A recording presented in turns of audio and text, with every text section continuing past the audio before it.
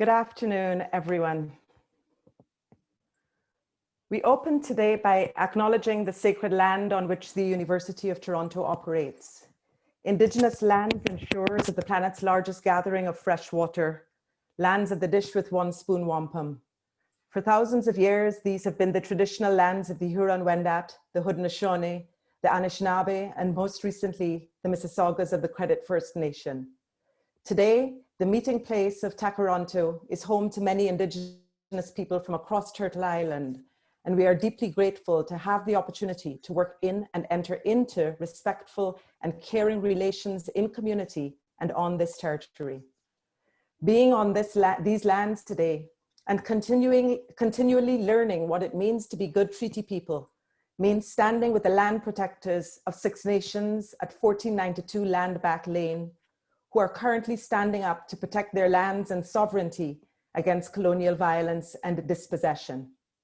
Being on these lands today means learning about how the neighborhoods that the University of Toronto is part of have been the site of vibrant Black communities and social and political life. Historical geographies that the amazing artist Camille Turner maps in her Black Grange walking tour, where her first stop is at the University of Toronto in honor of the ancestral memory of Anderson Ruffin Abbott, the first Canadian-born Black doctor who graduated from medicine and was a founding member of the Anti-Slavery Society of Canada. To all our ancestors who make it possible for us to be here. We are absolutely honored and excited. My name is Elisa Trotz, and on behalf of all of my colleagues at the Women and Gender Studies Institute at the University of Toronto, welcome to NOURBESE Philip. We are so delighted to have you with us, NOURBESE, to share your imagination, rendered as word and voice, and to take questions from our audience over the next hour and a half.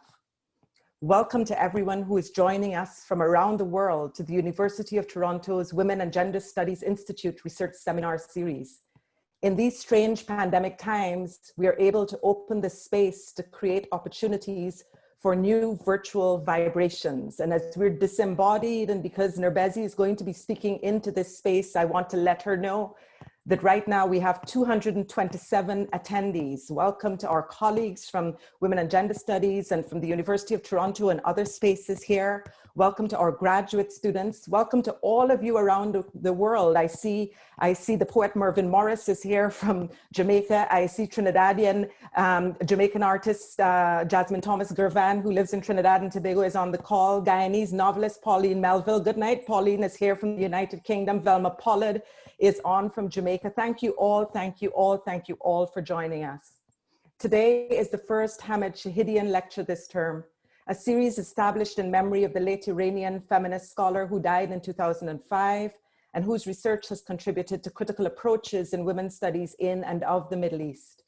Thank you to our colleague Shirzad Mojab for the work to get this series established 13 years ago, and to the Shahidian family for helping to create space and intellectual community to deepen the feminist work that we do. Thank you to my colleague, Professor Kerry Rittick, who has taken the lead on organizing the lectures for this academic year. An amazing lineup, which you can see on our website. Thanks to Joanne Saliba, our admin assistant, without whose behind the scenes work, none of this would be possible today. And to our undergraduate students, Radhika Dewan and Natalia Motluk, who are responsible for all of the technical support. We are supposed to have a live captioner working with us today.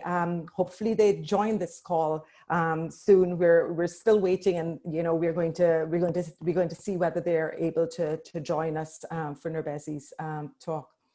I'd now like to welcome two of our own doctoral students in WGSI, Jade Nixon and Ryan Prasadi, who will introduce NOURBESE Philip. Jade Nixon's research aims to think with Afro-Caribbean women and feminine of center people about how they understand their space and placemaking practices aboard the Uber Soca cruise ship. That is to say, Jade is curious about what is made possible for Afro-Caribbean women and feminine of center people gathering and performing aboard the Uber Soca ship as she moves across the Atlantic Ocean. Ryan Prasadi is an artist and educator whose aesthetic and scholarly work interrogates relationships between queer Indo-Caribbean diasporas with a specific focus on performance, embodiment, and popular culture as archives of erotic self-making in and across Toronto and New York City. Jade and Ryan. Thank you so much, Elisa. We begin this talk and our introduction as an ode to you, NOURBESE Philip, as a thank you for your work, words and movement you have brought into the world, our world. I first became a graduate student in a department that didn't know or care about the work I want to do on Carnival. I was searching for words, traces, for thoughts about something I cared about so much, that I loved so much. When I read Caravana, African Roots and Continuities, your words moved across time, space, place, moved like the rhythms of calypso and soca. Your words moved me. It was from your work that I began to learn about continuity, the continuity of Black movement, the poetics of movement, you called it. I also learned about the continuation of what you have called catastrophe on catastrophe, a catastrophe that intimately shapes the lives of Black folks living in the Caribbean, in North America, living and moving everywhere, both on land and across waters. I learned about anti-Blackness as a global phenomenon in your work before I had the language to call what I felt anti-Blackness. In your piece, In This Place, The Space Between, you offer up a framework to consider how Black women work to undo the kind of discursive and representational violences that are inscripted and imposed on our bodies. I encountered the histories of Jamettes through your play, The Streets, where you tell a story of working-class Afro-Trini women shaping space loudly and collaboratively, who live out their desires, move their bodies as they wished, in ways that marked them out of Caribbean colonial space. For me, you so beautifully offer a way to think about Black women as always, what Black feminist geographer Catherine McKittrick describes as geographic. In your play, The Streets, I came to know Black women as always shaping the spaces that seek to remove them, silence them, tame them, make them different, make Black women not us, but we are us, just us anyways. It is from your work that I became curious about how Black women understand themselves in their practices of gathering. More specifically, as Lisa mentioned, my research project seeks to learn from Black women and feminine-centered people about how they understand their practices of gathering aboard the Uber Soca cruise ship. I am curious about what is made possible for Black women and feminine-centered people when they gather aboard a ship for the largest soca festival at sea, while listening and dancing to soca music and moving across the Atlantic Ocean. I came to understand my research interest as meaningful and as mattering because of your work. In 2017, you gave a Mandela ECI lecture called Black Belonging at the Crossroads of Art, Culture, and Human Rights, where we sound loudly, the ultimate reject song popularly known as We Jam and Still. Your sung words moved us into song. Together in this lecture hall, we sang a soca song that encourages Black people to live, to move, and to jam. A song that understands that Black life is shaped by ongoing catastrophe. A song that anticipates violence, harm, tragedy to come, and instructs us to live and move through it all anyway. Movement for me has come to shape my life so intimately. It is at the heart of my dissertation project. I want to move and be moved. I owe a lot to you and your words for moving me, my thinking, and my writing. Thank you so much for your gift of words. An archive, Black Caribbean forms of knowing through the poetics and kinesthetics of the moving body, NOURBESE Philip offers us distinct feminist pedagogies through what she calls genealogies of resistance, movements, articulations, and rehearsals of common, shared, and unified struggles that both live in the body, while also taking us to cartographies currently unbeknownst or forgotten to us through the long-sitting injuries, ghosts, and violences enacted by regimes of empire. In her work, Philip's account of such a genealogy of resistance can only be understood through the flesh, where stories of rememory, silence, history, ancestry, belonging, joy, and revolution can be excavated. Philip specifically notes that, quote, colonialism shapes the lives of all who bear its brunt, warping and stunting the natural growth of individuals, end quote. Through such an evocation, their work offers us compelling Black and Caribbean theories of the flesh to extend upon such namings originally provided to us by transnational feminists Trey Moraga and Gloria Anzaldúa that speak through the embodied, offering languages, vernaculars, and grammars of embodied translation, of historiographies and continuities of such transgressive forms of living and being. Like Audre Lorde famously noted many decades ago, the poetics offered through her work offer us indispensable lessons of survival and resilience for the now that speak through fragments, glimmers, and traces of the past lived, heard, sensed, and unseen.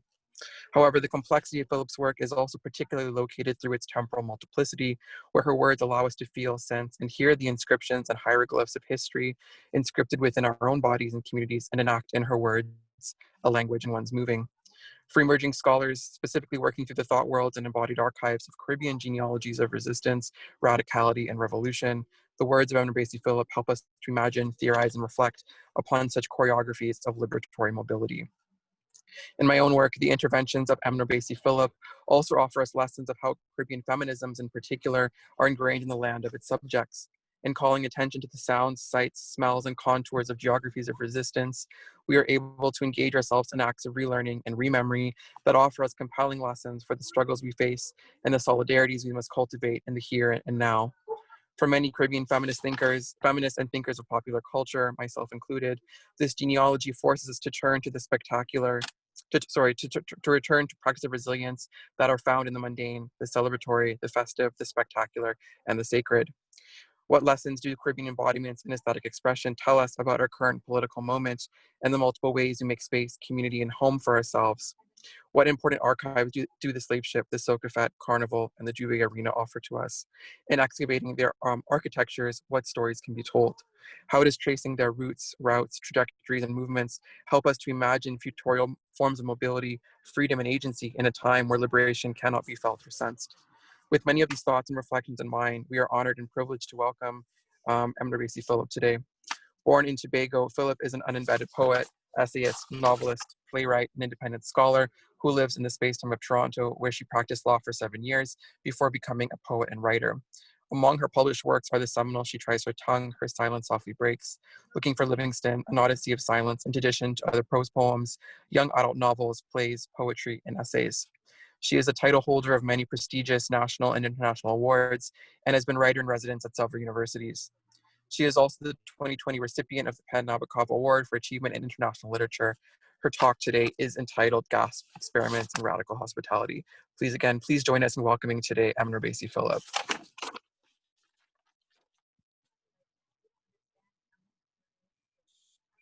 Hello.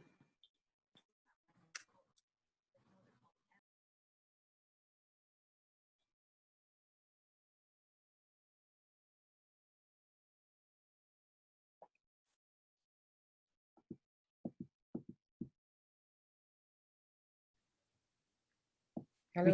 We can hear you, NOURBESE. Okay. Shall I start? Because absolutely, yes. I'm not seeing a picture of myself. Should I just get going? Everyone can see you, all Okay. 257 of the attendees. Hello, Gail Lewis from London. She just wrote to say, I'm here too. So go ahead. Okay. Thank you to the organizers, in particular to you, Alyssa, for inviting me to this, to WGSI for inviting me and all the work that has gone into producing this event. And I want to thank all of you whom I can't see for taking the time to be here in these very, very difficult times. I know everyone is zoomed out, and all of you, particularly in the academy and so on, are on Zoom all the time. So I really appreciate your taking the time to be here.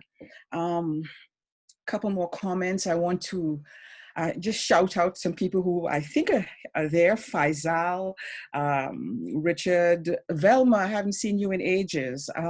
So glad to know that you're there. Richard Douglas Chin and so on. And I also want to take a minute just to give a shout out to my birth area, my birth island, the Caribbean, which is so, those of you who know me well know that I am so passionate about that place. I think it is one of the most important places in the world that has produced giants, and whatever I can do to continue to big it up, I will do. And also at this point to say that I stand in solidarity with the indigenous people who are involved in the land back movement right now. This has gone on for so many years here. A couple of days ago, I heard Justin Trudeau talk about the COVID situation. He talked about us living in unprecedented times. And my mind turned to some words that I am always going over and over and over. There's a film by Spike Lee called Katrina, I think it is, and in it, Wynton Marsalis is featured. And Marsalis is talking about the second line, that wonderful practice in New Orleans, the second line at funerals, where, you know, people are marching to a brass band and dancing and so on. And this is what he says. He says, when they're doing that, it has never been done before. It has always been done. We've always been doing it. And I come back to those lines a lot because I think it says something about who and how we are as a people. I think this is what happens at Carnival too. It's never been done. It's always been done. We've always been doing it. And the question for me is, what is it that we've never done before? What is it that has always been done? And what is it we've always been doing? Which leads me to the next point, which is how have we engaged with the apocalypse of what it has meant to be Black, African, or African descended in this world? So those were my preliminary remarks. Thank you again, all of you. I just want to read a couple of poems because, you know, we all know why it is we're meeting like this. And during the more cute days of COVID, I wrote 3 poems actually. I'm going to do maybe 2 of them, and they're short. This one is called Before, After, After, Before. In the after that we long for, do we go back to the before that was, will, we, can we, should we? Now that carbon emissions drop, the air clears, what do we choose? As we long to hold close, to laugh with, in the before of I can't breathe, and refugee camps, of caged children, and the homeless, of the gig economy, missing the safety of nets, the gods laugh, we curse, even as we worship at the altars of all that has brought us here. Will we can? Should we must? The second one is called In This Together. You know, we've heard that phrase so many times, that we're in this together, which we know is both true and very, very untrue. And these are all works in progress, written in the heat of the moment, so to speak. In this together are we, where together was never.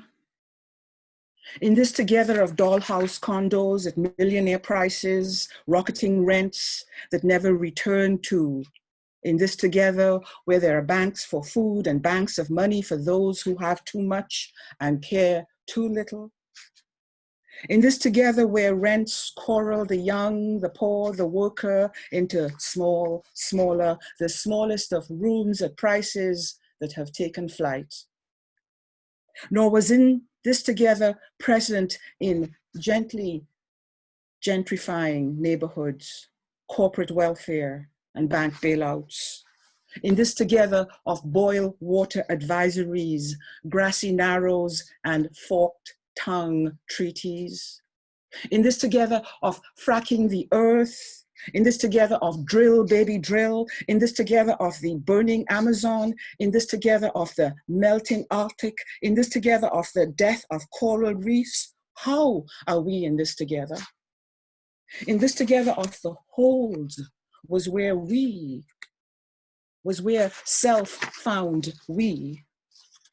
In this together of song that sang of being in this together, while the blue orb spins silent, gently gliding on its ellipsis, as in this together, we together were never not in this together. A short explanation for those who are not from Canada, the reference to grassy narrows there is an area north of Toronto here where there has been mercury poisoning of the Indigenous people for as long as I have been in this country, which is now 50 years, and they're still suffering the effects of that. And then just a short excerpt, and then I'll go to my talk. You know, we've heard a lot of talk about looting, and when during the demonstrations in response to the uprising after the lynching of George Floyd in May, and how, you know, people were encouraged to sort of distance themselves from looting and so on. And don't get me wrong, I'm not advocating looting, but I think this poem begins to grapple with something, because we all know that looting is what we live with every day and have lived with ever since we were brought to this part of the world. And this poem is for a young activist called Tamika Mallory. Some of you may have seen her on YouTube and so on. In the begin was not the word, but loot, and looting they looted their very own selves. Disassembled spirit from body, destroyed all that was sacred of the earth. Loosed the inquisitors to loot the unbelievers all, not believing in the primacy of loot. The witches were next. Then looted, they looted Africa, Arabia, Asia, China, India. A child's alphabet of looting it was. The sun never set on the British Empire kind of looting. Staining the map of the world red with the blood of looting. Up and down, globing the earth, they strode the better to loot. Conquistadors, buccaneers, soldiers, sailors, pirates, mercenaries, and chief executives, officers, fat and greasy with the gluttony of looting, wide with the loot of looting. They looted the loot as if there was no tomorrow to loot. That there wasn't didn't stop them, not caring in their looting that tomorrow is today. Loot and shoot and shoot and loot. I'll interrupt myself here to say that comes from a quote from number 45, when he said, when the looting starts, the shooting begins. Looted, they looted the oceans, all five, the seven seas and the rivers veining the skin of the earth. The seven continents, no stopping them. Looted, they looted the trees, the soil, the rocks, the animals, all. The people, none spared, as if no tomorrow, as if looting was their daily prayer. Bowing their heads, they implore our Father, who was nowhere to be found in heaven or hell, to forgive them their daily looting. In the between of hands, they clasp sabre, sword, gun, Bible, and begin to loot in earnest. It had been a na-na-na-na-na child's play before, all ring-a rosy, pocket full of posies, a tissue, looting methodically with exactitude, a mathematical theorem of looting. They loot the Americas, establish a periodical table of looting that begins in 1492. When looting, they loot Guanahani Island of its name, misname it, San Salvador, holy savior of looters. They loot to the north, they loot to the south, they loot to the east, and they loot to the west. Compassing a world of how much more can you loot?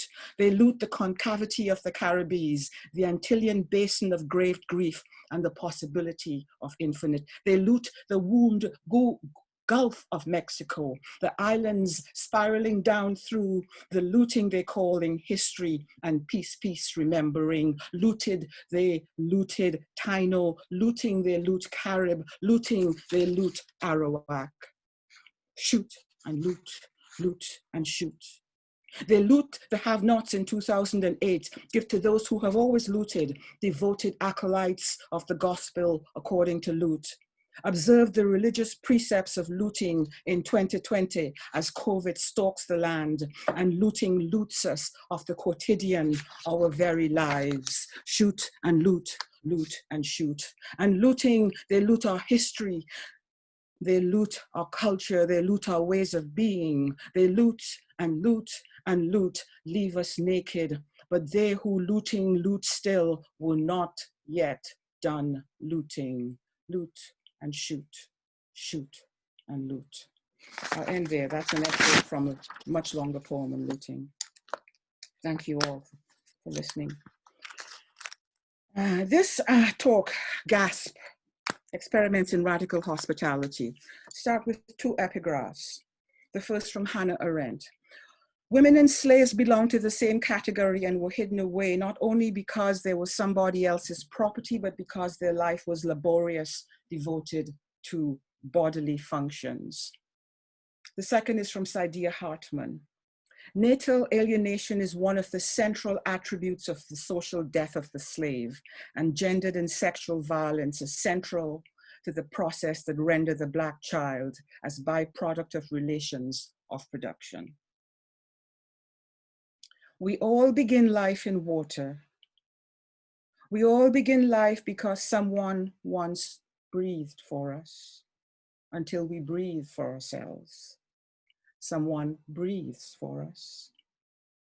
Everyone has had someone, a woman, breathe for them until that first gasp for air. We begin life in a prepositional relationship with breath. Someone breathes for us. We continue that prepositional relationship breathing for ourselves until we can no longer do so. And it appears that this most fundamental of acts is always a contingent one, breathing for, breathing with, breathing instead of, and into. Survival demands that we learn to breathe for ourselves, but the sine qua non of our existence is that first extended act of breathing, a breathing for and being breathed for in utero.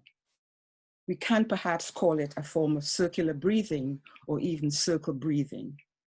Are there wider theoretical and possible therapeutic implications to breathing for someone and allowing someone to breathe for you?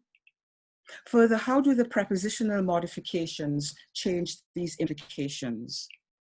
Is breathing with or breathing instead of similar, the same? Finally,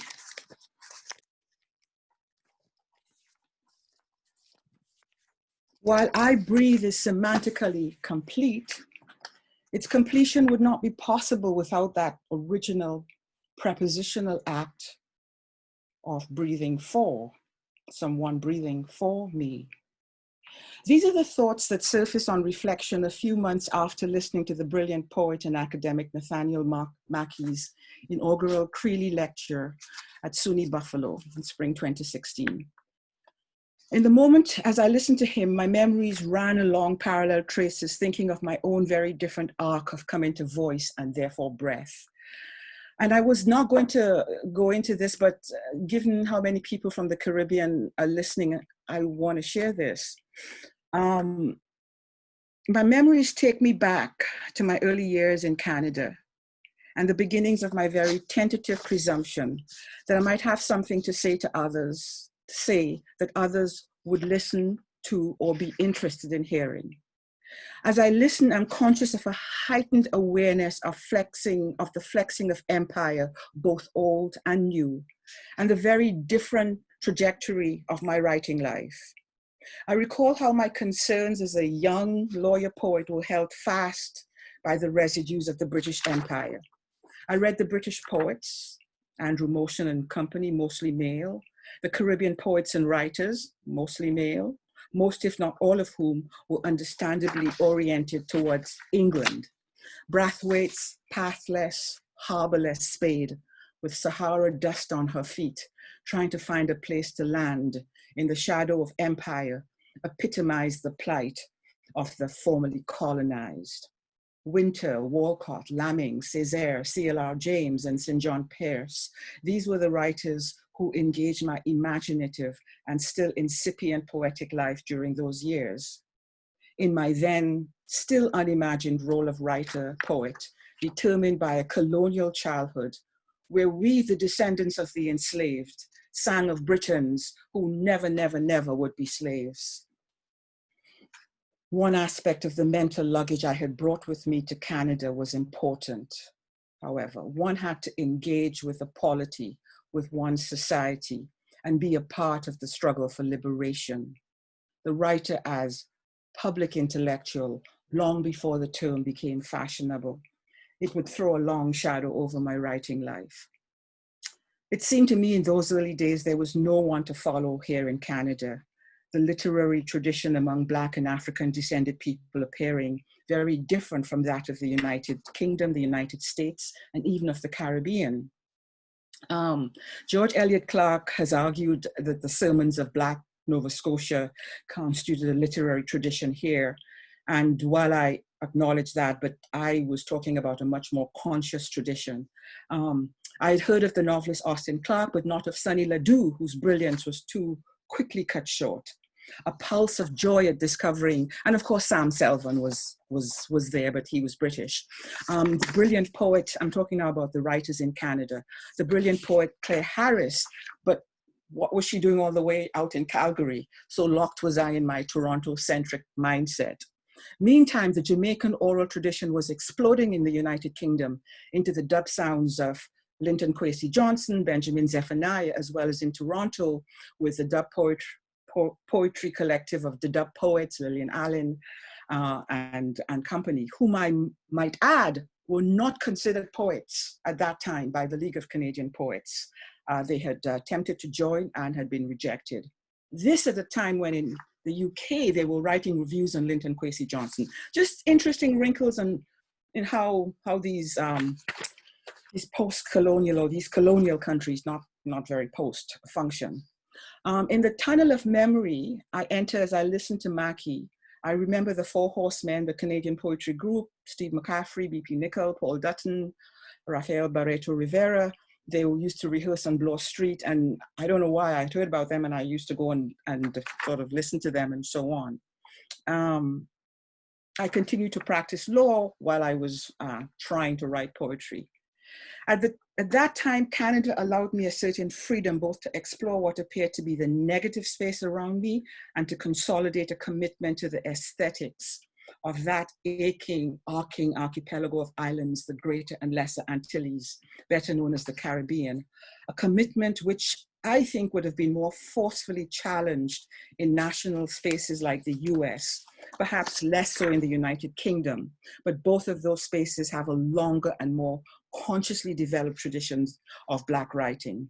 Canada, its Aboriginal traditions and cultures having been disruptive by European colonization, was for me an unsettled land which would become a frontier of sorts with, as I acknowledge, all the problematics of that term, with the hinterland being behind and the promise of discovery and exploration ahead. I go back to Mackie. He focused on the practice and the idea of circular breathing, and as he calls it, the poetics of breath, as well as linking them to the ideas, linking this circular breath to the ideas of ongoingness, unending abidance, and everlasting life, and all of which he links to circular breath. And in the context, I should say, of wind musicians, saxophonists playing their instruments and practicing circular breath, and he links that to the last words of Eric Garner, I Can't Breathe, and now more recently, George Floyd, who also uttered those words. In those ensuing months, my thoughts turned to that first extended period of circular breathing we all experience. And experience it more often than not ends in the gasp, heralding another stage of breathing, breathing for oneself. This is a quotation: a convulsive catching of breath from exertion, one's last gasp, the last attempt to breathe before death, is how the OED describes the gasp, otherwise known as a form of paralinguistic respiration. The first gasp of the newborn who has until then been breathed for signals a beginning. It is the same act, that of forcefully attempting to draw air into the lungs, that will mark the final moments of a life. I can't breathe.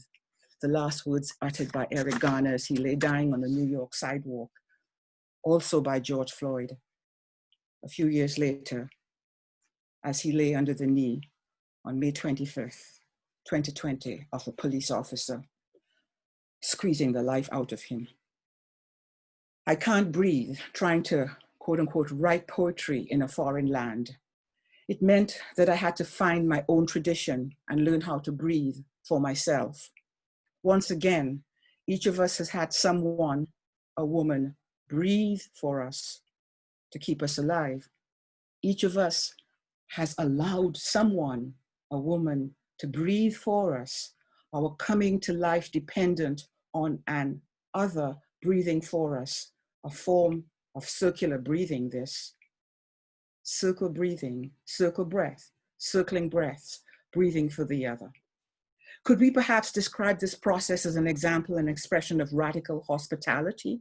Radical because although the fetus is genetically comprised of both the mother's and father's genes, physiologically the child is also a stranger to the mother. Ordinarily, the mother's body should generate activated T cells which would then attack the fetus's foreign antigens. There is, however, a complex and not yet entirely understood process by which the mother's body turns off the functions of her T cells, which would normally result in the rejection of the fetus. It is a radical hospitality that entails housing the stranger, which includes breathing for the occupant until that child is able to breathe on its own. And I mention here in a footnote, the present day practice of surrogacy exemplifies this idea of housing the stranger.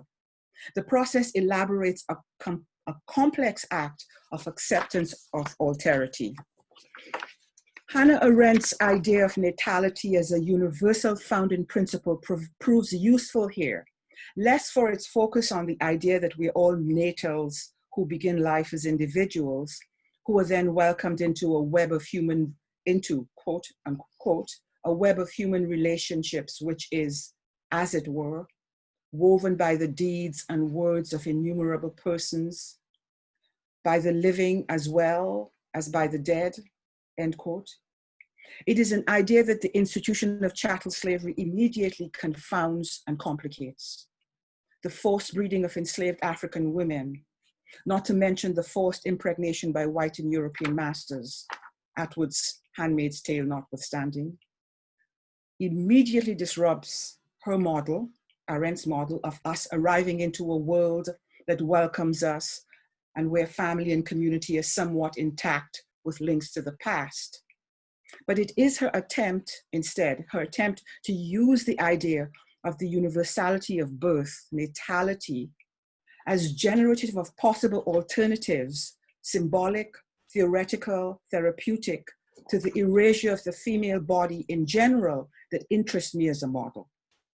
So not so much the idea of natality and what she described it as, but just this model, this breathing for, we use that? Not to mention her intention to offer a corrective to the patriarchal nature of philosophical studies, which emphasize individualism, alterity, the omnipresence of death, and the world as an alien reality. It is essential at this point to engage with the work of Black women thinkers on the warping for the Black woman of the new old world, as I call it, of all those activities we consider normal for the female. It is also important to remember. It is also important to consider what I'm saying as being in conversation with these thinkers and really raising questions at the edge of breath at a time for us and for the world we can surely describe as in extremis. A liminal moment, perhaps. Hortense Spillers, author of Mama's Baby, Papa's Maybe, argues that both femininity and motherhood lose sacredness in the dispossessed, more specifically in the enslaved woman.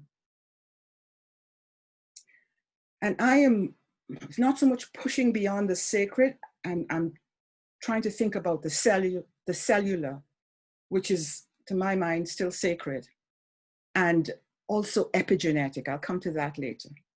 Physiologically, the enslaved mother has no choice but to breathe for the child that is forced upon her body. Does that make her doubly a slave to her body and her master, perhaps triply to the unborn child? There is, however, a sense in which we are all slaves to the needs of our bodies and our biology. And Arendt's analysis of how women's labor has historically been crucial to the satisfaction of those needs is important in understanding the gender differences between labor, the work that women and slaves do, and the work which creates materiality in the shape of things, the things that men do. Spillers comes at this gender difference from a different position, that of the enslaved woman. We know that the brutalizing effect of slavery erased gender in forcing the Black woman to do the work that Black men did. The theft of the body, as she puts it, resulted in the self being reduced to sexuality, to object, and to other.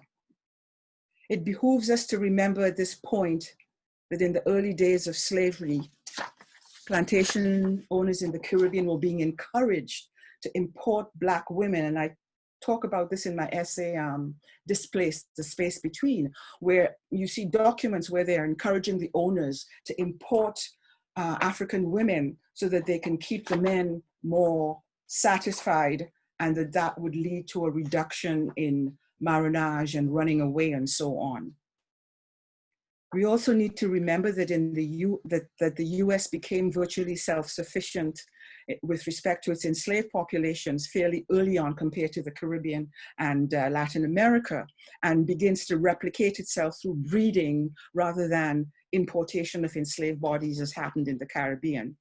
I mention these two examples to highlight the central role of Black women in these systems of oppression.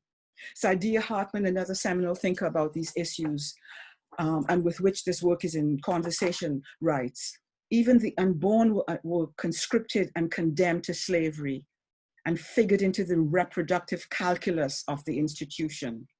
The work of sex and procreation was the chief motto for reproducing the material, social, and symbolic relations of slavery. And this from her article titled The Belly of the World, a note on Black women's labors.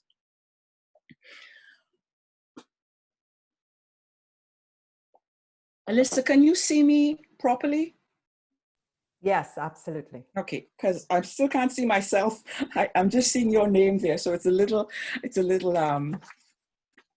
difficult. I'm just seeing myself in the little box. I wonder if there's a way to make it. Do you know if there's a way to make that larger? Do I just click on it? No. Anyway, I go on. Oh, happened. Technology. It's the only thing that can make me weep very often.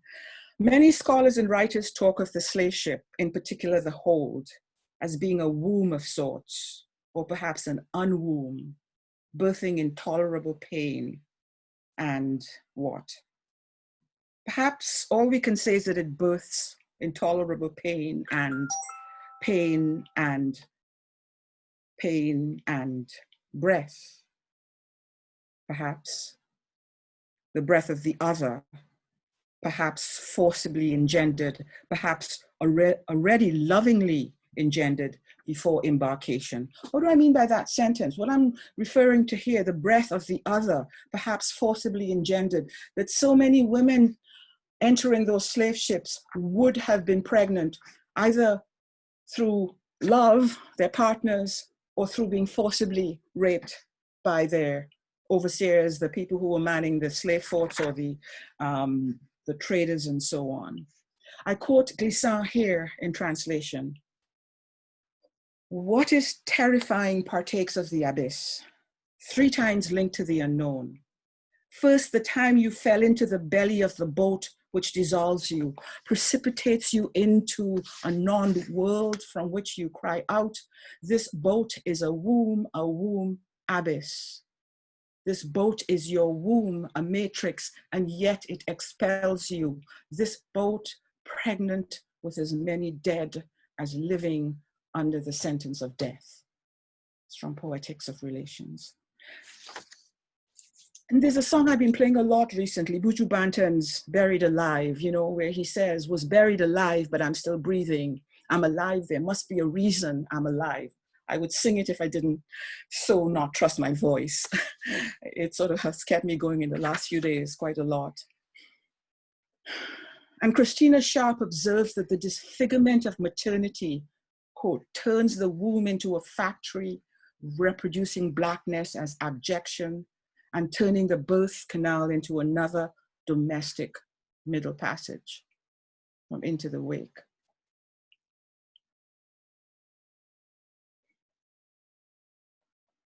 Metaphors reveal and conceal, often simultaneously.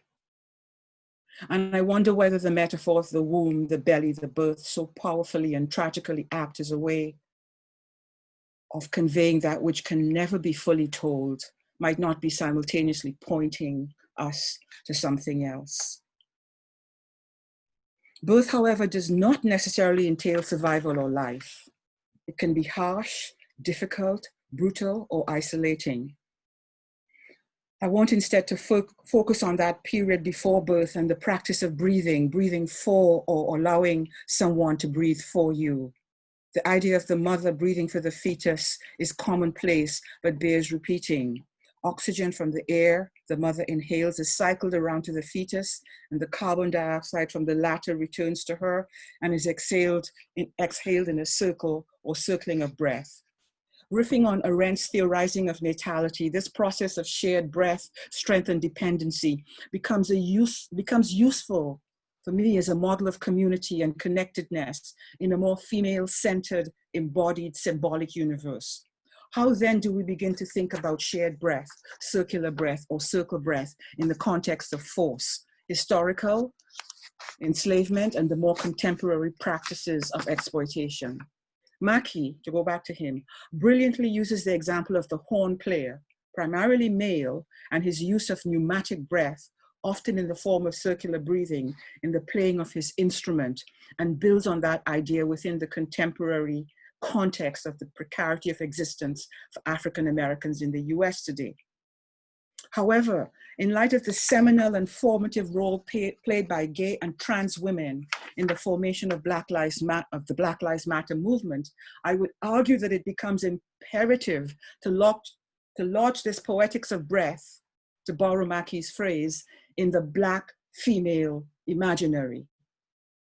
An imaginary that enlarges the idea of labor so that our acts are not solely directed to responding to the necessity of life, but are extended to embrace engagement in active insubordination to the systems of terror and oppression that attempt to suck the oxygen out of the air we breathe, literally and figuratively, so that the refrain, "I can't breathe," becomes universal. I can't breathe. I think here's the line from the song 22nd Century by the Caribbean American musician Exuma, powerfully covered by Nina Simone, and the line that goes, "There is no oxygen in the air." My question, how then do we breathe when there is no oxygen? These are my thoughts as I engage with the idea of circular breathing in Salvador, Brazil, as delineated by Mackie. Salvador, the beating heart of Africa outside of Africa.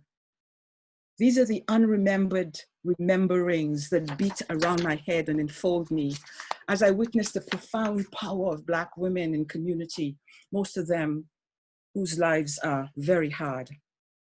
As I look into the eyes of the Madres de Dios, the mothers of gods, those who keep alive the spiritual practices of those Africans first taken to Brazil, in this extended minute, I receive an email from a friend and colleague about the anguish of parenting in an age in which we not only seem, but indeed are less and less able to carry out one of the most primal of acts, protection of our children. I am, of course, reminded that for Black parents, this has long been a standing reality. So long now it appears normal. Black parents being made incapable of protecting their children. Let's also pause and think of the wars being waged on children around the world. Syria, Palestine, Yemen, the past their Sierra Leonean conflicts, even in Congo today, in the past, South Africa. Let us also remember the war against children, and in particular children of color, in the most wealthy country in the world today, the USA. I'm thinking of Flint and how many children have had their neurological functions permanently affected by lead-contaminated water. The forced separation of children from their parents seeking refuge in the United States by border guards. I could go on, the examples are too numerous. But here's an excerpt from this interchange with this poet, whom I'll just refer to as AB. MNP. I was thinking about when I was in labor with my last child and how I could only read poetry, that there was something about the breathing required for poetry that synced with the breath I needed to withstand the pain of contractions. AB. I remember with my first, who was born in hospital after an induction, and it was all very traumatic and hard, that she got into distress, and I was also panicked, and I could see that if I calmed down and breathed, her heart rate would slow too. We were in sync, and the recognition that our lives and bodies and breath only disentangled from each other slowly over a period of many days was one of the most powerful discoveries I made as a human being in the process of mothering. It is not separation as a bloody crash and severing, but a gentle unfurling, so that holding the newborn against your chest to stabilize their temperature and their breathing, and your bodily presence hour by hour calms and warms them. MNP. It was like no other pain I had felt before or since. I did not think one could endure such pain and live. As I clung to the newel post in my home, I recall begging my mother, she who once breathed for me, not to let me die, as I continue to breathe for the one who was coming through me, AB. So much of my political thinking was shaped by this recognition that the elemental human being is not a monad, a liberal individual inside its domestic cell, but a dyad, a pair, mother and child wrapped in mutability and care, weakness and strength, and dependency. This is the fundamental political unit, and the politics in which we live are distorted and wrecked because they are based on its repression. So a theory of the collective is not utopian, but a return to something we have already all known. The breath and breathing of poetry, the poetics of breath, and the sounds of the African-American a cappella group Sweet Honey in the Rock, singing the words of the Lebanese American poet Khalil Gibran, helped me to breathe through labor. Your children are not your children, they sing, yet we house them, I reply all these years later. They come through you, but not from you, and yet we breathe for them, I respond. Though they are with you, yet they belong not to you, I reply. They allow us to breathe for them, which I suggest is not as passive as it appears and is a vital part of the equation in the circle breath, the breath, the breath, the breathed and the breathed for, the breathing and the breathed for. Everyone has had someone breathe for them until that first gasp for air. Here's my question. Do our cells carry this epigenetic memory of a form of sharing and exchange, a modeling of a we that we can take into our very practices? Do they ourselves remember what it was like to have someone breathe for us? And how, if at all, does the epigenetic cellular memory of the forced breeding of Black women affect this most generative and generous of acts? Are we marked by this, by having someone breathe for us, by lovingly breathing for someone else, or being forced to breathe for someone else? Could this become a memory that is a blueprint for community and interdependency, in spite of the forced couplings? In Universal Grammar, one of the poems in She Tries Her Tongue, I ask a similar question about body and cellular memory. When the smallest cell remembers, how do you? How can you? When the smallest cell remembers, lose a language? What does it mean, breathing for an other or others, or being breathed for? How is this affected by historical memory and the legacies of enslavement? Do we ever re-present this act otherwise in our lives, on either side of the breath? And more importantly, is there any significance to this act of radical hospitality within present day and historical contexts of systems of power that attempt to eradicate and erase the individual and those who are perceived as marginal, deficient, less than, indifferent?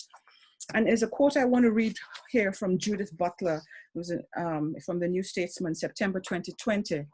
My point in the recent book, she was being asked about J.K. Rowling, their whole controversy around her. My point in the recent book is to suggest that we rethink equality in terms of interdependency. We tend to say that one person should be treated the same as another, and we measure whether or not equality has been achieved by comparing individual cases. But what if the individual and individualism is part of the problem? It makes a difference to understand ourselves as living in a world in which we are fundamentally dependent on others, on institutions, on the earth, and to see that this life depends on a sustaining organization for various forms of life. If no one escapes that interdependency, then we're equal in a different sense. We're equally dependent. That is equally social and ecological. And that means we cease to understand ourselves only as demarcated individuals. Many of us, through gender, choice, or life situation, will never physically breathe for someone else, but we have all experienced being breathed for. Here we come close to Arendt's idea of natality being common to us all, except in this case, it is the idea of breath and being breathed for that is the common factor, so that we begin life within the womb in this relationship of exchange, within this nexus of dependency and strength, the circle of breath between mother and child, host and guest, forced tendencies notwithstanding. I think it's important to challenge and test the idea and concept I'm working with against extreme genocidal practices such as slavery. Can this idea of something other than death be sustained in the face of death? Having lost a language, misplaced a tongue, become unknown to the gods, foreign to the ancestors. As I say, and she tries her tongue, quote, with the fate of a slingshot stone loosed from the catapult, pronged double with history and time on a trajectory of hurl and fling to a state active without an unknown. We come upon a future biblical with anticipation. Is this how we birth relation, to return to Glissant? I think of breathing and the challenges associated with it, because breathing and the breath, the poetics of breath, were built into the text of Zong. Beginning with the opening poem in the section Os, Zong number 1, which is in fact an extended gasp. And I should just pause here, and I have gasp and I have the S in parentheses because there's also a gasp and gap. The two things for me are sort of circling each other.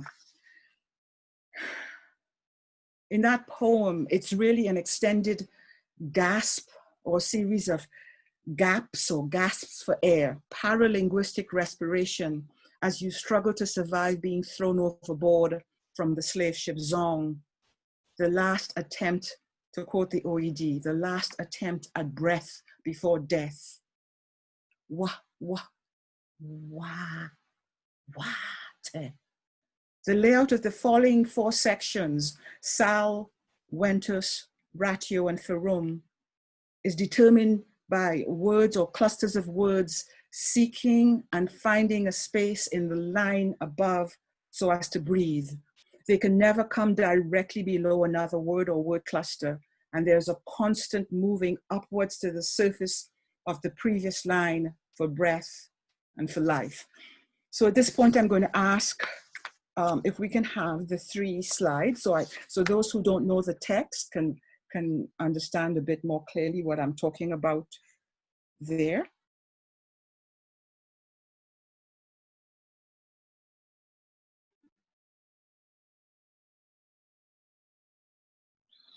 So when you look at that page, you'll see these gaps, gasps, gaps and gasps on the page. And the organizing principle that I used was that no word or cluster of words could come directly under another. That there's always a space above through which the word below is trying to move up towards seeking air above. You could go to the second one. There again, and it is that principle that actually determines the shape on every page of this text. Right? That is the only organizing principle, that the words have to seek the space above, the breath above. And the last one, which it's probably clearer here because there are more words on the page, and you can see how each cluster of words is between the two clusters above or the two words above. I'll just leave that for a minute or so, and maybe I'll continue reading as I Mackie, and I'll tell you when to take it down. Mackie speaks of the poetics, and maybe what you can do is just go back to the previous two again, just so people can see. Yeah.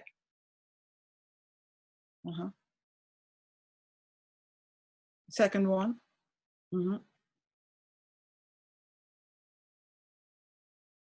Someone said to me, this may be the page, if I had realized that if you look down the bottom there, it looks almost like the shape of Africa, had I done that deliberately.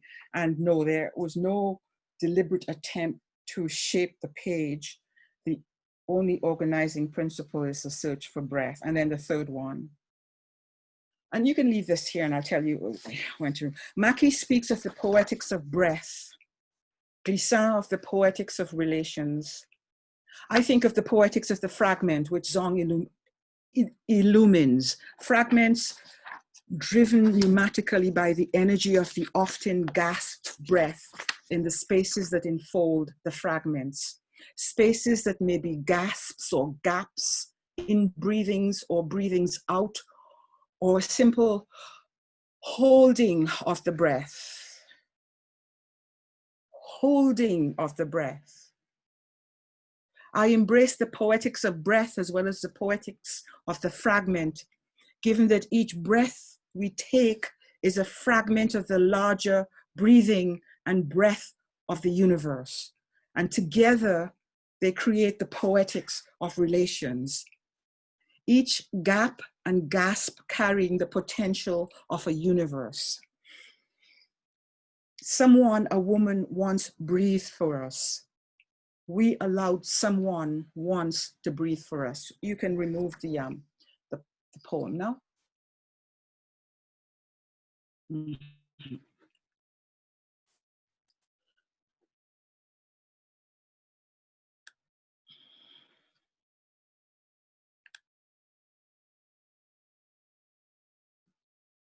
I return to the all too often erased presence of Black women as the victimized, as well as an individual with agency in the ongoing struggle against white supremacy, or in community as in the founders of BLM. I'm reminded of Eric Gardner, who gasped his last words, "I can't breathe." I think of Sandra Bland, whose breath was also forcibly stopped by hanging. I wonder what her last words were before her final gasp, for breath, for air, for life. And we could and should call her name, Breonna Taylor, whose breath was also stopped. In 1781, the captain of a slave ship decided to throw overboard some 150, we're not sure, enslaved Africans, all so as to collect insurance monies. Those people were considered eminently disposable. After all, they were not even considered people. The ship was the Zong, and that incident became the subject of the book-length word Zong. Today, in 2020, more than 200 years later, we still live with a similar attitude towards others that are seen as fundamentally disposable. And to hear the leader of the most powerful country speak and describe countries as whole countries, consider poisoned water in Flint, Michigan, First Nations peoples in Canada, in Ontario, living without potable drinking water at best. The examples are numerous, as I've said. The question that Zong and I, as its author, confronted, which we still confront, is a simple but profound one. Is being sufficient? Or is being a contingent state, contingent on a class, a race, a gender, an age, a sexual orientation, a place where you live? Is being sufficient? Ought it to be sufficient? I think it should be. For the woman and child locked in the embrace of breath, being in the embrace of breath, being is sufficient, albeit the need to pay attention always to the forced couplings and the context in which those types of that exchange comes about. Indeed, being is created through breath, through the exchange of breath, and becomes sufficient, not contingent. Breath should never be contingent. I'm moving quickly because I think I want to,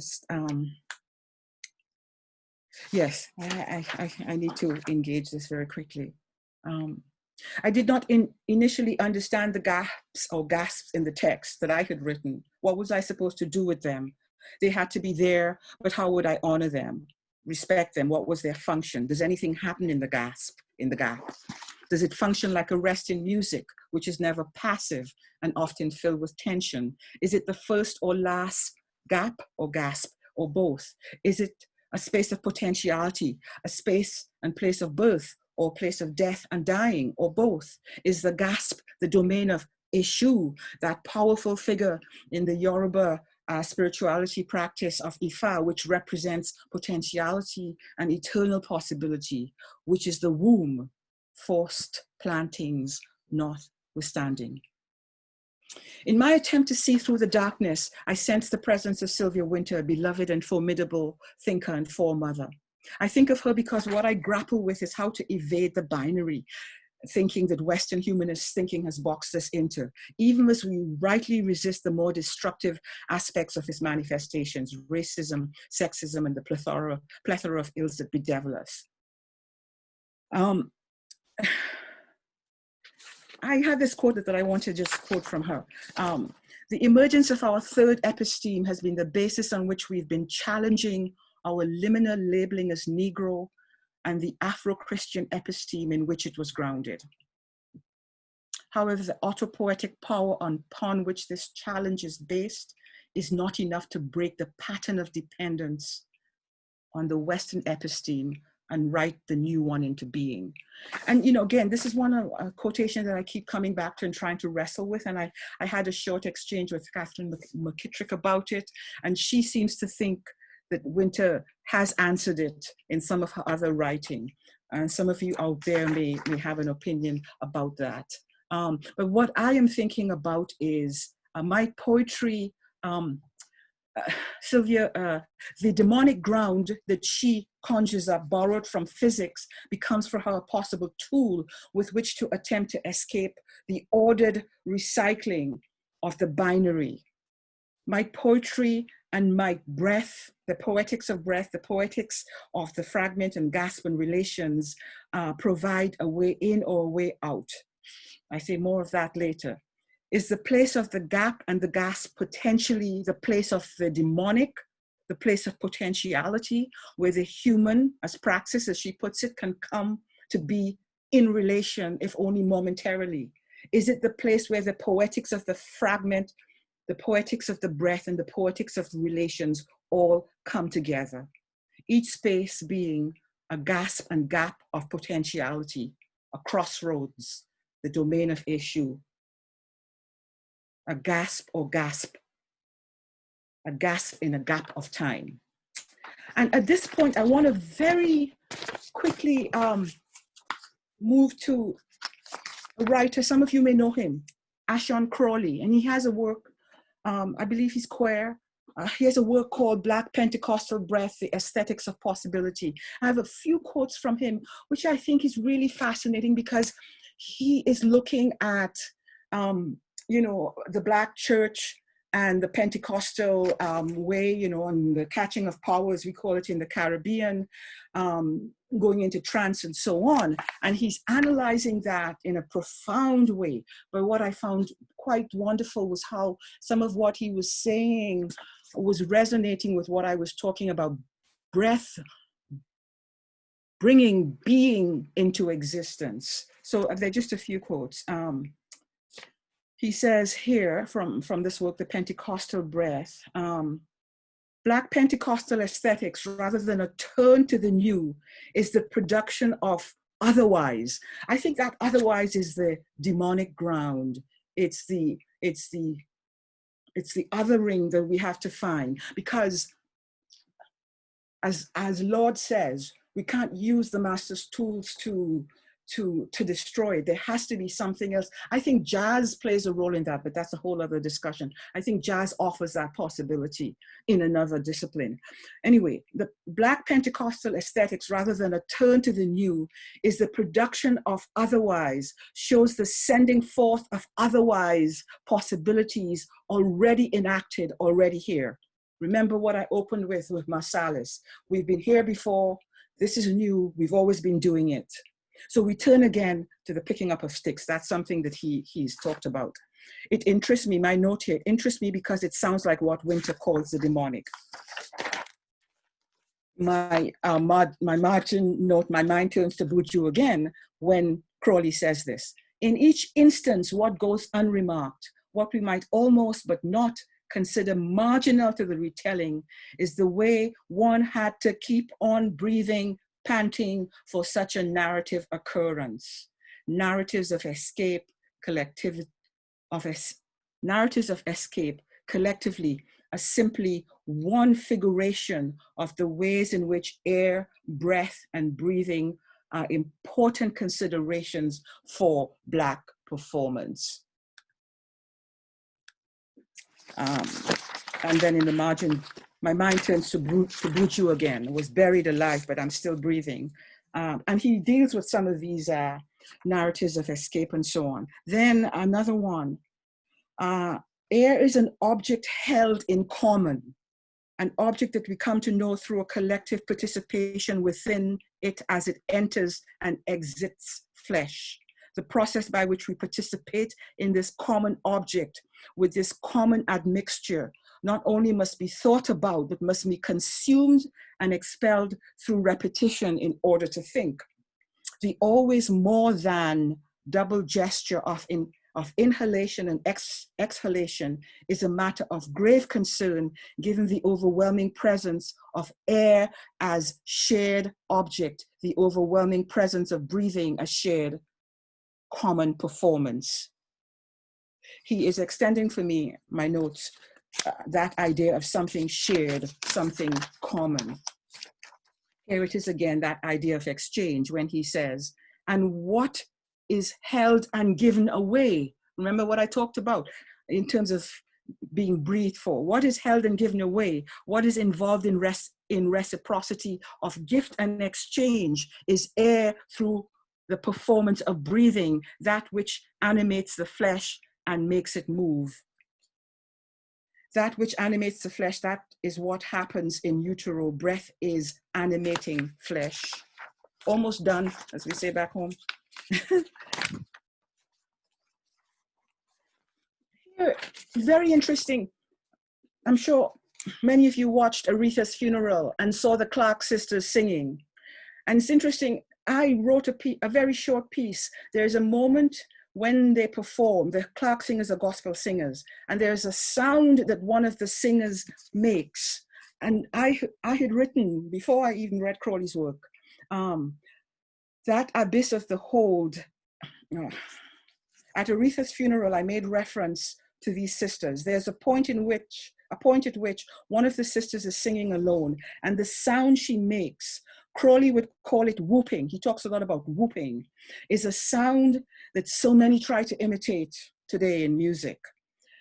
But it's more than that. This sound was created in the abyss of the hold. It is also a sound that the West has been trying to suppress and exterminate ever since we were brought across the Atlantic. Crowley sees something else happening in this instance. And then he describes the sister, one of the sisters, one of these Clark sisters who's a preacher. She's singing, and then she, in the middle of it, she sits down on the step in the church. And at 3:26, we notice her sitting on the steps that lead to the pulpit, seated while proclaiming with voiced force, with voiced texture, the wonders of the gospel. She speaks a phrase and a chorus of yes and amen and the sounds of the Hammond organ. She's preaching hard, preaching with conviction and clarity. And then she says, I wonder if I got some women, that'll open up your mouth, and say, Lord, and Lord, oh, Lord, ha, oh, aye. Then retreated into a silence of sorts. But immediately her whooping produced a sonic space as discontinuous and open to the other voices that both preceded her moment of being overcome with spirit. And this is the important part here. Such that other women gathered around, held and hugged her, and extended the preachery moment by sociality through opening up and diffusing the very grounds for the concept of preaching, for listening, for breathing. They all in that space breathed the same air, the same irreducibly impure admixture. Clark Cole gave it, they received it. They gave it, she received it. The fundamental quality of such aesthetic sociality is not that it can be shared, but that it must be common and used by all for vitality, for life.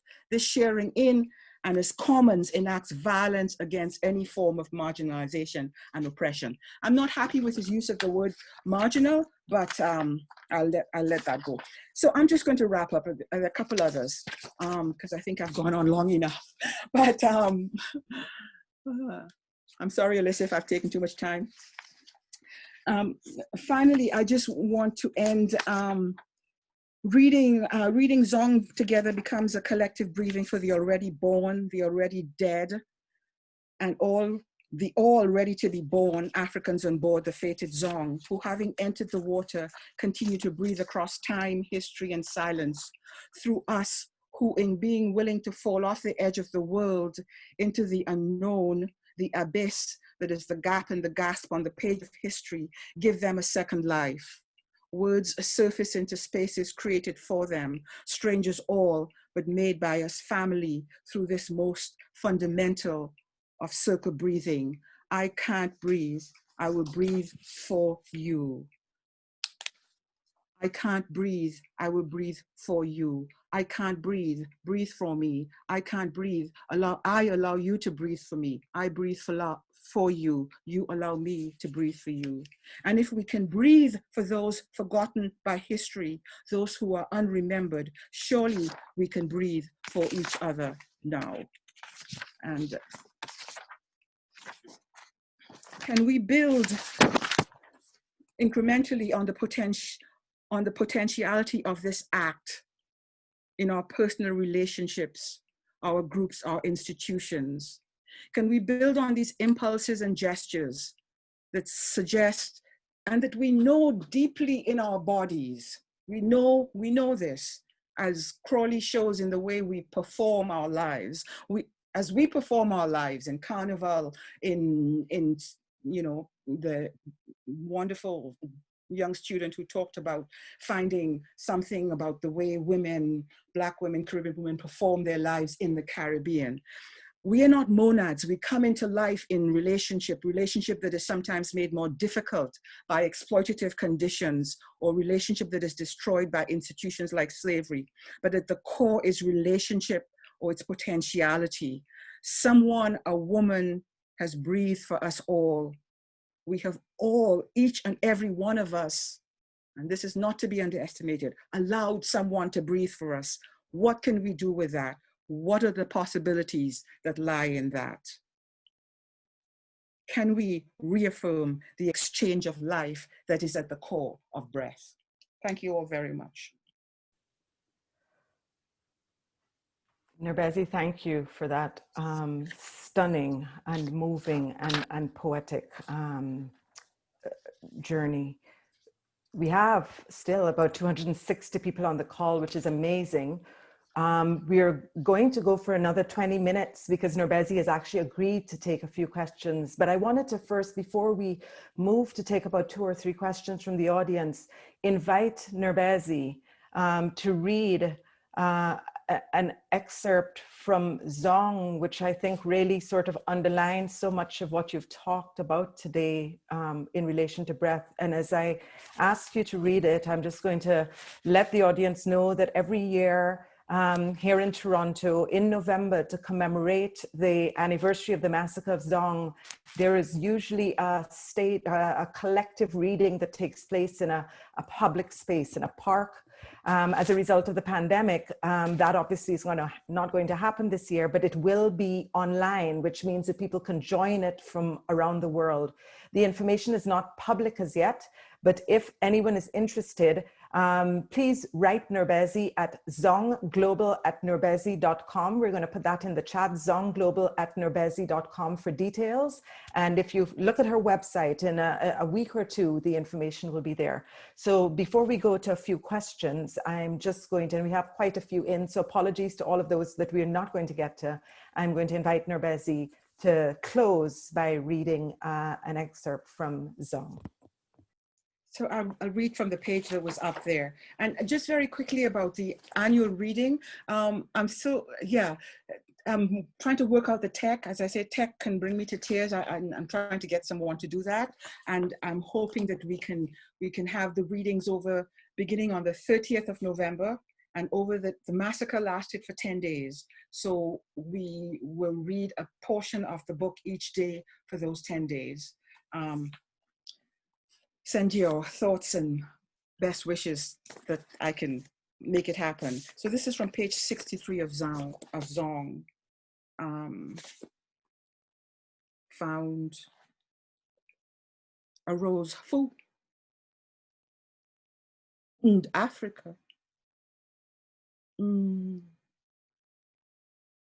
Their water proved justice.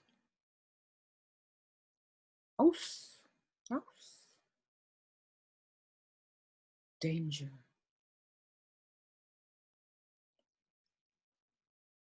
The law. A crime she died SS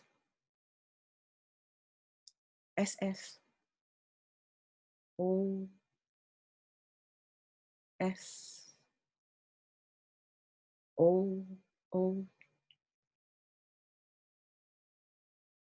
S S O S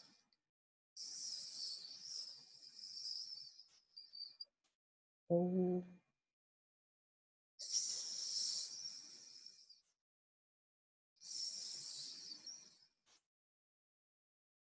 O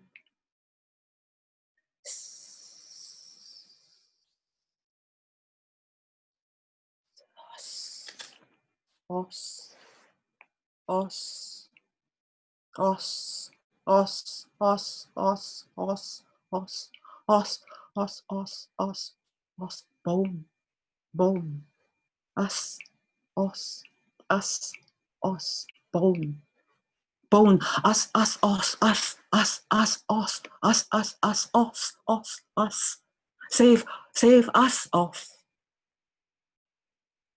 Salve and save our souls. Tone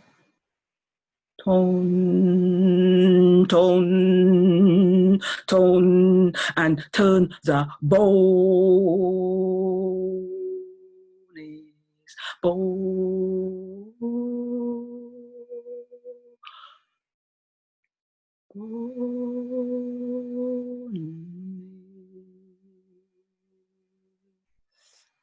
and salve our souls, you souls. Bo bo bo bo bo bo bo bone bo bo bo bo bo bo bo bo bo bo bo bo bo bo bo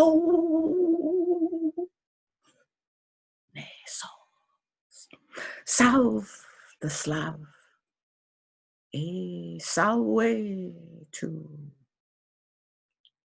Salve to sin, salve, slave, salve, slave, salve. Salve. Salve. Slave. So, thank you. Thank you so much. And just to let the audience know, we have a lot of questions that have come in. We're actually just going to take 3 so that you know to stay on for those. And the first one is going to come from a collective question from Jade Nixon and Ryan Prasadi, our 2 doctoral students. So Jade, do you want to go? Sure, thank you, Alyssa. I feel so grateful to witness your theorizing, NOURBESE, on circular breathing, the gasp, on radical hospitality, all of which are deeply shaped by transatlantic slavery. Thank you for sharing your poetry with us and also reading parts of Zong with us, or a page actually. There are so many offerings that you shared with us today, and we'd like to spend some more time reflecting on your work with you. By like some time, I mean enough to answer 3 questions. For those of you tuning in, I know that you were dropping questions and comments into the chat, but continue to do this so, and then we'll pick 3 that we'll take time, spend more time with. For now, Ryan and I have generated a question in order to get this dialogue started. So NOURBESE, elsewhere you've said that poetry is language under pressure. And we're curious about your process of putting language under pressure in order to account for the kind of apocalypses or apocalypses, I don't really know the plural of that, that seek to bring Black people to what you described as the edge of breath and that take Black breath away. Patricia F. Anderson also mentioned in the chat about Black people dying at excessive rates during COVID or due to COVID-19. So maybe you can speak a little bit about this to get the dialogue going. Mm-hmm. Thank you again for your words. I think poetry uses different forms to concentrate language in a way that puts it under pressure to the point where, and now I'm talking more about sort of process, there's this explosion and then a larger truth begins to appear out of something that was probably very, very particular. So for me, one of the things, I write essays, I like writing essays, and that for me is one of the ways in which I try to, in a way, discharge all that sort of very Western logical way of thinking, you know, that binary, and you argue and you come to this, you know, you sort of get rid of things that don't really match up and are not logical, and then you come to this therefore. And that's not something that I am interested in doing in poetry, because I think poetry, for me at least, becomes an opening, a portal into truths that are larger, like what Crowley was talking about, that sort of expansiveness where you grasp something that is larger than the sum of its parts. Yes, in terms of the effect of COVID, that's why I read that poem about, you know, one of the things I always said was that when I would hear the phrase, we're in this together, I would just give a real Caribbean subteeth. Because had we been truly in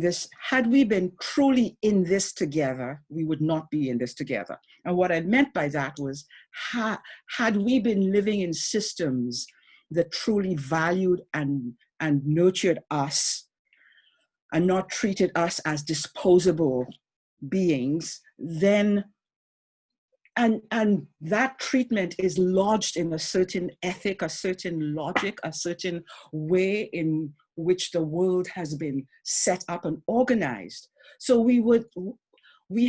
yes, we're in this together. That last image in the poem is one that is supposed to convey that when you pull away and imagine the earth as this blue orb that's just spinning in space, we are all together on this little round planet.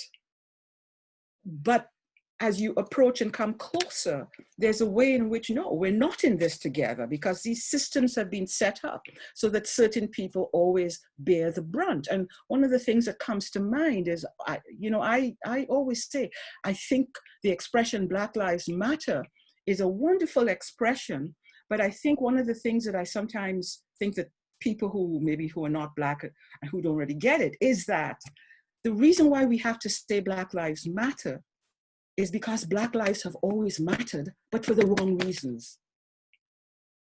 Black lives have mattered as the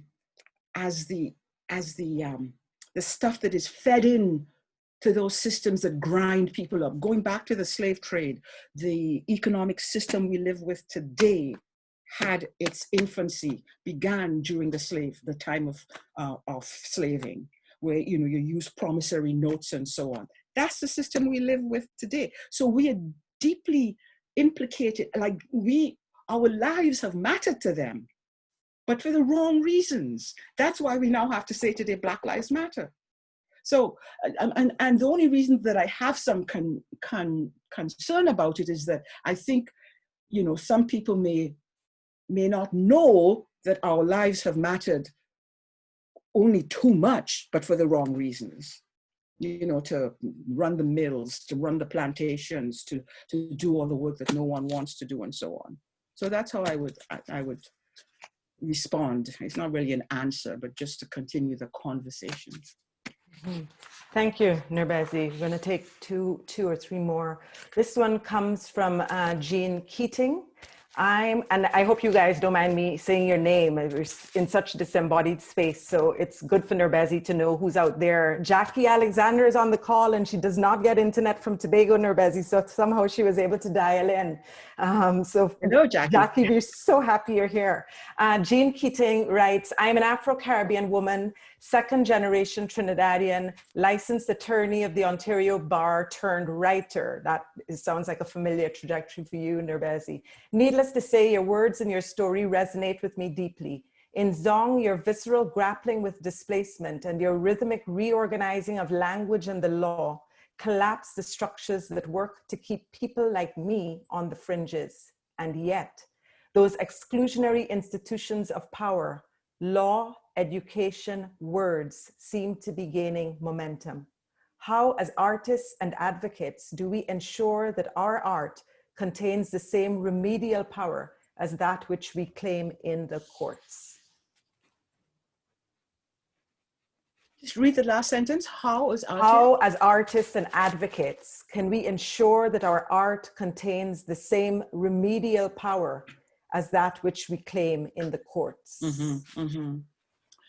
Well, I don't know if it's going to be the same, but okay, so let me, when I left the practice of law, I know one of the things I thought, and I believe it even more fervently now, is that I think it's very important for our people, our young people, older people, whoever wants to study these professions, to become doctors and lawyers and so on. But I do think that it is our artists, our griots, our storytellers, our poets, our musicians, those are the people, our spiritual practitioners who, those are the people, because they are working with, in a way, the same energies.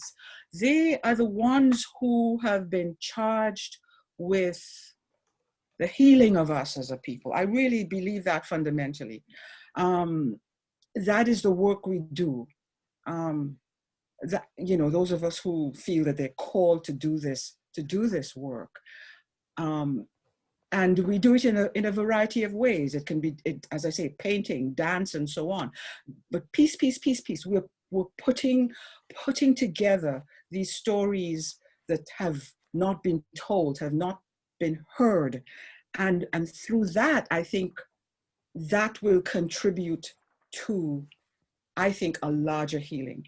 One of the things that I fervently believe is that there's a certain kind of reparation that only we can give ourselves. Mm-hmm.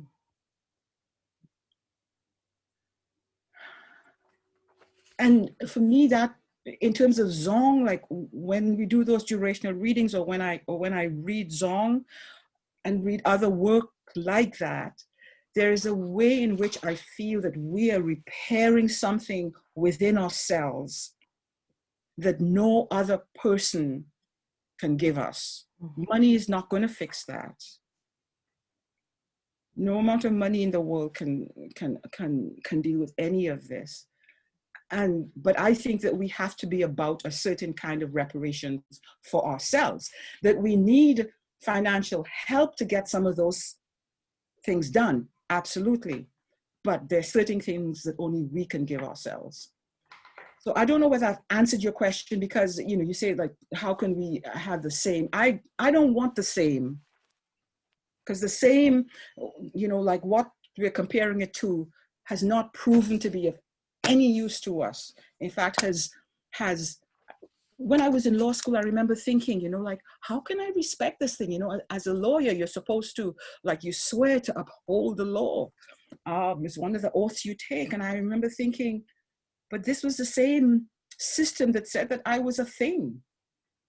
And Indigenous people face similar issues when they deal with this form of law.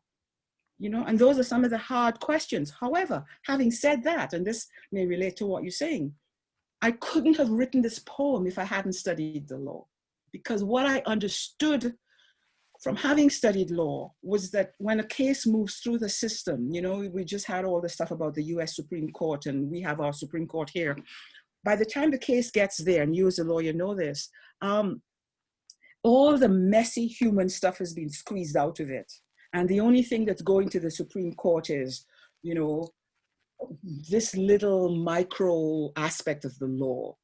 And so because legal training is, it's like you're reading these cases forever, for 3 years, and you actually see how these cases move through over time. I knew that all the cases, all the stories of the people on board that ship were in that case report.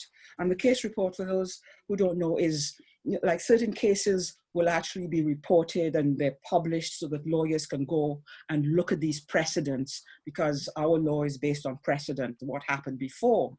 And so the case report in this case was 2 pages long, based on the murder of over 150 people.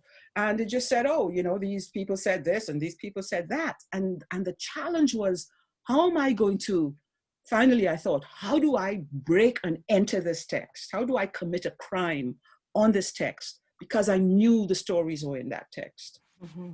And so therefore, this is why I feel so excited about Crawley's work, is that what we have to do is that we have to look at what we do in our own cultures. It's there. It has been there all along.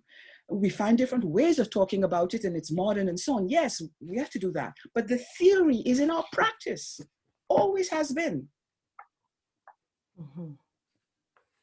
Thank you, NOURBESE. I'm going to go to one last question. We have a number of questions that are asking about poetry and music and what it means to have the word on the page. But as you showed us with Zong, how different it is an experience to read it. And in the interest of time, I'm just going to suggest to folks that I think the best way to answer that is to join NOURBESE for the collective performance of Zong in November. You email her at zongglobal@nourbese.com, zongglobal@nourbese.com. But if you want to say something to that, NOURBESE, maybe you can do that after you answer this question from Catherine McKittrick, who you referenced in your talk. And Catherine says, this was a beautiful talk and lesson. Thank you, NOURBESE Philip. Can you talk more about the connections between breath and ecology? How are you thinking about breath or breathing with collective breaths in relation to grassy narrows, Flint? I would add what's been in the media for the last couple of days, the evacuation of communities in Niskandaga in relation to boil water advisories. You know, just during your talk, Sisters in the Caribbean, Joy Grant Cummings, who's known to folks in Canada because she used to be president of the National Action Committee on the Status of Women, emailed me to say, Zita is here and rain is washing us out in St. Andrews, Kingston. I can't get back on the call. And we know Hurricane Zita is heading towards Louisiana tonight. So in that kind of context, how are you thinking about breath, breathing with, and ecology, as Catherine McKittrick is inviting you to reflect for us? So, hello, Catherine. I didn't read this, but so the first thing that I want to say is that I don't have any hard answers, because I think for me the process is one of discovery, and then how do I put this into practice? And really, I should have said this more clearly at the beginning. This, as I said, this is a conversation with those thinkers who are thinking through how we as Black women and Black people work with this apocalypse, you know? But here is something, I didn't read it, but recently I was explaining to another poet, this was at a reading I'd done, that I was going to be talking about this issue, and she grew excited. She, like me, is an older woman from the former Eastern Europe. She lives with her daughter. In the darkness of the car we were traveling, in hushed tones we talked, and in response to my idea, she said to me, "Oh, my daughter is bipolar. And there are times when I breathe for her, even though she doesn't want me to. And perhaps she will breathe for me when I get older. This is a good idea," she added. I was deeply moved by what she said. I just wanted to sort of bring that into the answer, because in terms of the examples you gave, Grassy Narrows, Flint, I think one of the challenges we face is the enormity of the cataclysm before us, and that sometimes all we can do is to witness it, be conscious of it, and keep it foremost in our minds. In terms of sort of particular things to do,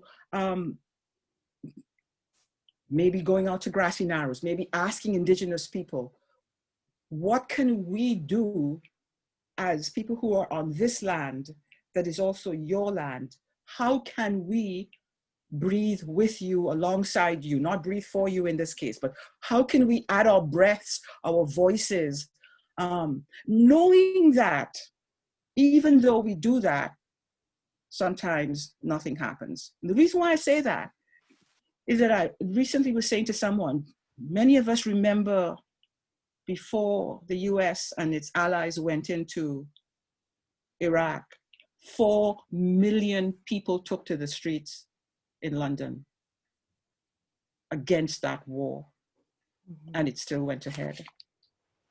So there's no guarantee that even when we bring our breath and our voices to these issues that things will change. But I am interested in how, as a model, and this is not new, because women have organized around this forever. We know this. So I don't feel like I'm saying anything new. My thinking about this actually began, as I said, as I listened to the talk, and I felt that, well, where is the work that women do? And so much of our work that is taken as normal and is normalized and is not seen as labor, that helps the whole group to benefit from it. So this is something that we do. We breathe for others, those of us who, and then on the flip side, we allow others to breathe for us. I think that is what I'm trying to work with. What does it mean to allow someone to breathe for you? How does that, and I'd be interested if anybody wants to throw something out, or even you, Catherine, because I think we get the breathing for, but what do I mean? And I'm asking myself, when I say we allow someone to breathe for us, can we bring that into some kind of lived praxis? I'm not sure I've answered your question, but I've just kind of tried to grapple with what it is you're raising. NOURBESE, I'm wondering if I can push a bit with what Catherine asked, and as you invited a thought, it made me think, you know, I was speaking with some colleagues, the anthropologist George Mentor and tropical forest specialist Janet Bulkan, who were telling me that in several indigenous Amazonian communities, house and uterus, this is the same word for both of those things. But it got me to thinking about the Amazon and the fact that if we're thinking about being in relation, are we also in relation not just with people, but with the more than human, with the animals, with what Jackie Alexander refers to as the sacred intelligence of plants, with the fact that the trees are in fact breathing for us, right? I was on a talk earlier this week where Ruth Wilson Gilmore and Winona LaDuke were talking, and Ruth Wilson Gilmore talked about the trees as the lungs of the world. The trees are in fact breathing for us. So there's another model in relation, an ecological model that accompanies, I think, your epigenetic model of the woman's body and the Black woman's body in particular. Thanks for that, and thank you for saying that, because one of the ways that I now, when I have to write human being, I don't say human being, I say a being who is human. And I think Winter deals with this, because I think when we say human being, I think that leads us to sort of think of ourselves as special.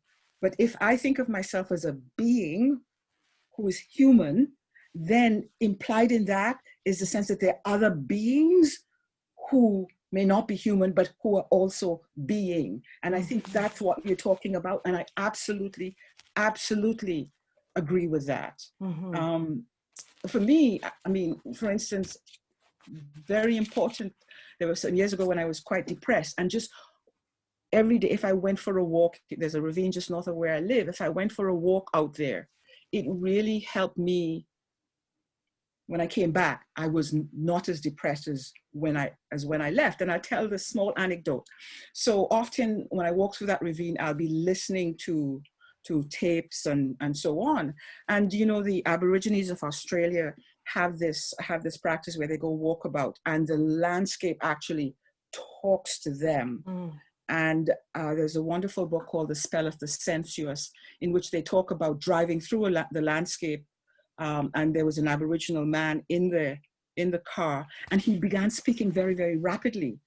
That's because the car was moving so rapidly that he was trying to tell the stories that the landscape was telling him. But the reason why I come back to it is because the closest I've come to understanding that is that now when I walk through that ravine, I can actually point to certain places. It's as if, having listened to the story, which is not a story about the trees or the grasses and so on, but I understand how what is out there becomes within me. Because when I get under the Bathurst Bridge, I think, oh yeah, I was listening to Joseph Conrad's, you know, Heart of Darkness right here. Oh, here is where. So there's that interaction that is continuing. And for me, it was a small glimpse into that wisdom of the Aboriginal people and how they understand the landscape to be a being, to be an active living being that is in communication with us. Mm-hmm. Yeah. And yeah, I was going to say one other thing, but yeah. Thank you. And Catherine has put, thank you, NOURBESE, for you know, sort of what she says is the monumental connection you make between physiology and working toward liberation, breathing for others and with each other. The connections you make between that and ecological crisis is so powerful. Go ahead. I just wanted to add a couple of things. Yeah. So those of us from the Caribbean who know about Shouter Baptist and Spiritual Baptist, that practice of adoption, you know, and David Rudder has it in his calypsos. It's like the breath is like, there's something that we generate in the breath that has kept us going and that keeps us going. And that's what I mean about when I say that we know this in ourselves, you know. And the story that I was going to say, I think I'm going to say it, I'm going to out myself with this. I went to Swaziland many years ago, and the morning I got up, I arrived there late at night. I'd gone to meet a Sangoma, and anyway, she had become Jehovah's Witness, but that's funny. And I came to the door of the Rondavel, and I looked out and I saw the earth. And my words to my friend guide, who she was smoothing cow dung. They make a paste with cow dung and they smooth it on the soil. And she was smoothing it on the earth. And I said to her, "Can I eat it?" Because the color of the soil was so powerful, and I felt the soil was telling me, you know. And so she laughed, she said no. And then later on she came back and said, well, maybe if you bake it and you take, you know, so you kill all the pathogens. And then actually recently I found out that that's actually what they do, certainly in that part of Africa. When they go somewhere, they actually take the soil and they eat the soil as acknowledging the ancestors. I only bring that up to say that we have this knowledge, and Audre Lorde talks about this, trusting the dark places, those black places within us for that information. And so I just wanted to share that yes, and that's what the Western Project does not recognize. And yeah, well, we're in the end of times, or some kind of time at present, and we will need everything that we can marshal. And as Marsalis says, we've been here before, we've never been here, and what we're doing, we've always done, you know. So interesting, Zen, almost a Zen koan. And to those who were asking about what the difference is with this on the page and reading, I think what happens, certainly in the durational readings, is that the text begins to kind of speak itself. One of the things that I've been saying for the last few years is that I don't perform the text so much as the text performs me. And I never quite know, like when I did the reading just a few minutes ago, that bo, I don't know, something just happens, and there's a sense of, I have to emphasize this now, and then I'll move on to something else. So that's how it works, for me at least. For other people, it might be different. Yeah. Thank you. And Marua and Valley, who asked those questions, are still on the call. So I'm really grateful that you answered that. And again, Zong Global at NOURBESE.com to join NOURBESE in November for the commemorative reading of the Zong. Today's conversation has actually been recorded, and we will be making it available. So if you check the WGSI website, once we edit and everything, we will be making this available. I want to thank the captioner, who was absolutely incredible. Patricia Anderson put a note in the chat that everyone is so deeply impressed by your skill and you must be utterly exhausted. And very thankful that we put the text of Zong up so you didn't actually have to type that. On November 18th, we are going to be joined by Hazel Carby. I wanted to shout her out because her book, Imperial Intimacies, last night was awarded the 2020 Nayat Al-Rodan Prize for Global Cultural Understanding.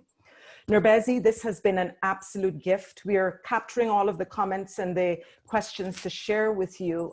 You've just blown us away. We're almost 2 hours in and we still have just under 200 people on this call from all over the world. Thank you for this journey, for these transnational geographies of memory, displacement, and breath, beginning with what you describe as the epigenetic cellular memory of forced breath of African women. Breath not just against, but breathing through, askance, despite, and beyond. Breath nudging us towards sufficiency, not contingency, which is to say, or at least how I heard it, a sufficiency that is deeply relational, deeply interdependent, deeply collective, and deeply reparative, sufficient and enough. This has been an absolute gift and just an honor to be able to share this space. And I know that I speak for all of my colleagues and the graduate students on this call when we say thank you, thank you, thank you. Ashe. Thank you all. I couldn't have done it without all the wonderful people, all of you, and all the wonderful thinkers and those who have gone before and who are still here, making a path for us. We'll get there. Thank you. Thank you. And good night, everyone. And all the folks out there, all my Caribbean people, all my Black people who've been texting to say, call me out. I'm here too. I'm here too. I'm here. We see you. We see you. We see you. I wish I could have seen you guys. All the Caribbean peeps. Yeah. This has been wonderful. Thank you, everyone. And take care. Good night. Bye-bye. Okay, bye-bye.